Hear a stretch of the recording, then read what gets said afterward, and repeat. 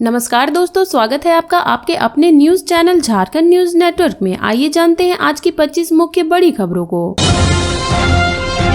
झारखंड बंगाल सीमा के Faridpur check post से 4 लाख रुपए से अधिक जब्त। झारखंड में शांतिपूर्ण एवं निष्पक्ष विधानसभा चुनाव संपन्न कराने के उद्देश्य से राज्य से सटे सीमाओं पर कड़ी चौकसी बरती जा रही है। धन बल और किसी प्रकार के हथियार की सप्लाई न हो, इसके लिए सीमावर्ती चेक पोस्ट पर सघन जाँच अभियान चलाया जा रहा है। इसी क्रम में गुरुवार को झारखंड और पश्चिम बंगाल के बरहरवा स्थित फरीदपुर सीमा पर बने चेक पोस्ट से 4 लाख से अधिक रुपए बरामद किए गए हैं।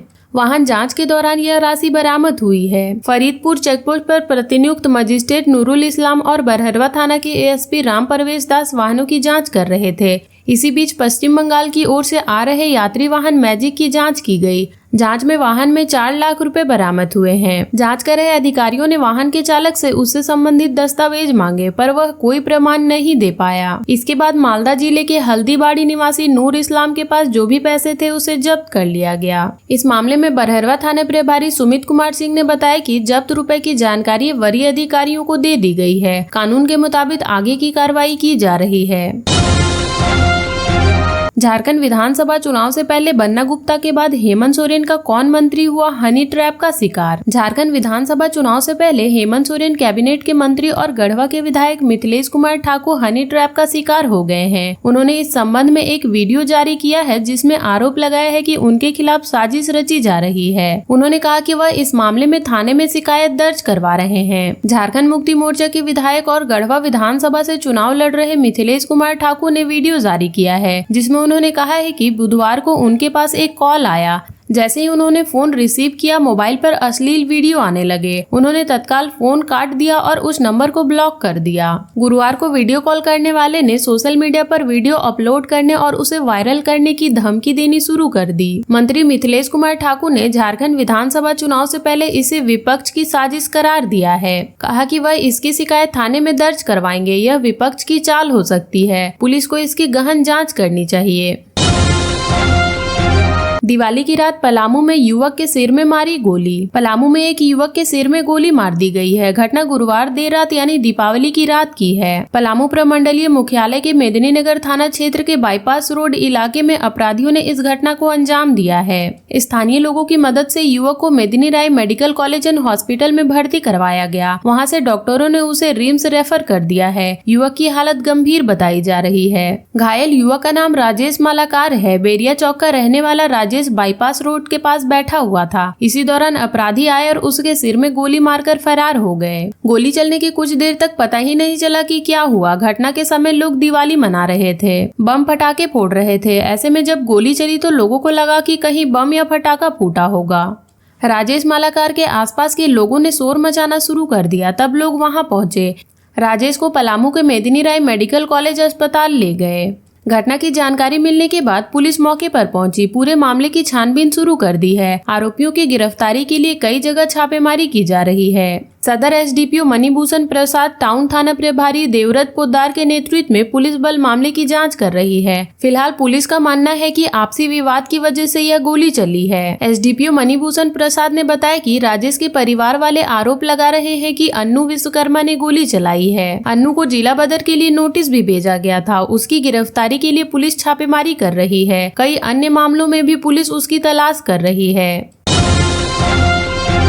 रात भर गुलजार रहा रजरप्पा का छिन्नमस्तिके मंदिर। श्रद्धालु और तांत्रिक हुए निहाल। देश का प्रसिद्ध सिद्धपीठ रजरप्पा काली पूजा की रात पूरी तरह से गुलजार रहा। भक्त और तांत्रिक मां की कृपा से मंदिर आकर निहाल हुए। रात भर मां छिन्नमस्तिके की पूजा हुई। कार्तिक अमावस्या की रात को तंत्र सिद्धि के लिए देश के अलग अलग हिस्से से तांत्रिक रजरप्पा आए थे। झारखंड ही नहीं, पश्चिम बंगाल, बिहार, उत्तर प्रदेश, असम, दिल्ली, उड़ीसा समेत कई राज्यों से श्रद्धालु, साधक और तांत्रिक दीपावली की रात रजरप्पा मंदिर पहुंचे थे। इस बार भी इन राज्यों के तांत्रिक यहां आए थे। सभी ने मां छिन्नमस्तिके की पूजा की और उनका आशीर्वाद लिया।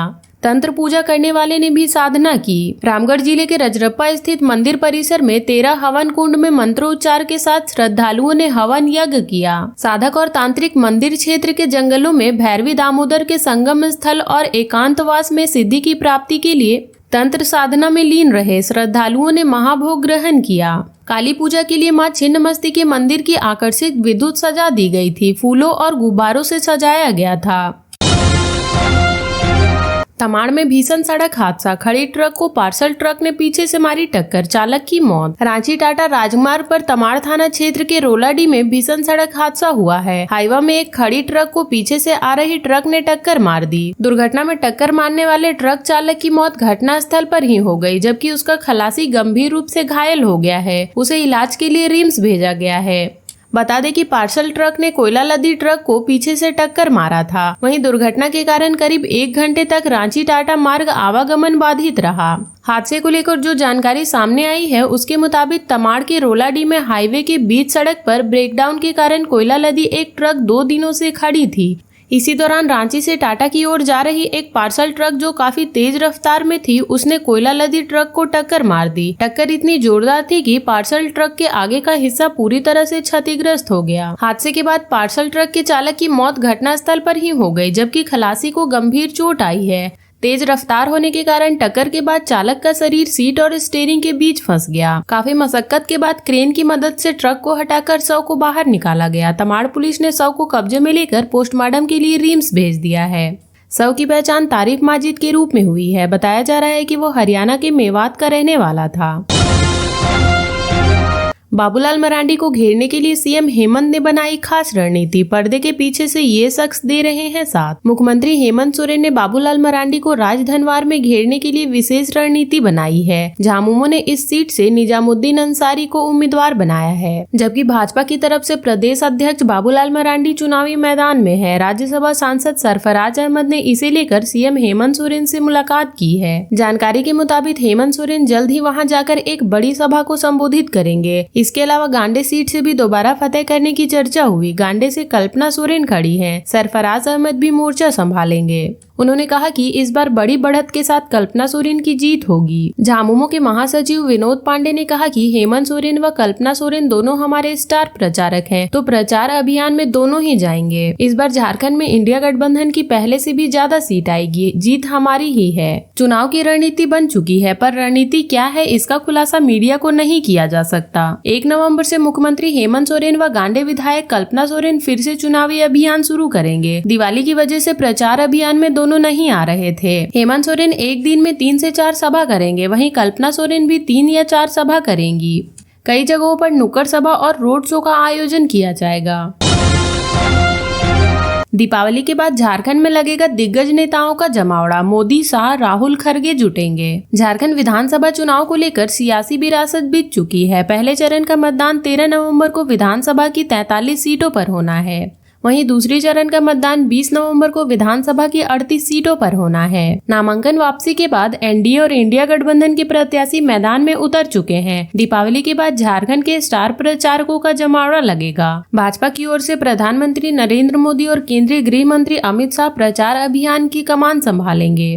इसको लेकर कार्यक्रम भी तय कर लिया गया है। केंद्रीय गृह मंत्री अमित शाह 2 नवंबर को रांची पहुंचेंगे। रात्रि विश्राम के बाद 3 नवंबर को 3 चुनावी सभा को संबोधित करेंगे। अमित शाह घाटशिला, सिमरिया व बरकट्ठा में चुनावी सभा कर प्रत्याशियों के पक्ष में वोट मांगेंगे। वहीं प्रधानमंत्री नरेंद्र मोदी 4 नवंबर को झारखंड आएंगे। वह चाईबासा व गढ़वा में चुनावी सभा करेंगे। प्रधानमंत्री नरेंद्र मोदी की बोकारो व रांची में भी चुनावी सभा प्रस्तावित है। हालांकि अभी इसकी तिथि तय नहीं हुई है। इसको ध्यान में रखकर पार्टी के स्टार प्रचारकों का कार्यक्रम तय किया जा रहा है। इसके साथ बीजेपी के स्थानीय नेताओं का भी कार्यक्रम तय किया जा रहा है। इधर कांग्रेस के राष्ट्रीय महासचिव केसी वेणुगोपाल दिवाली के दूसरे दिन रांची पहुँच सकते हैं। वह पार्टी नेताओं के साथ चुनावी तैयारी की समीक्षा करेंगे। श्री वेणुगोपाल का दूसरे जिला में कार्यक्रम पार्टी तैयार कर रही है।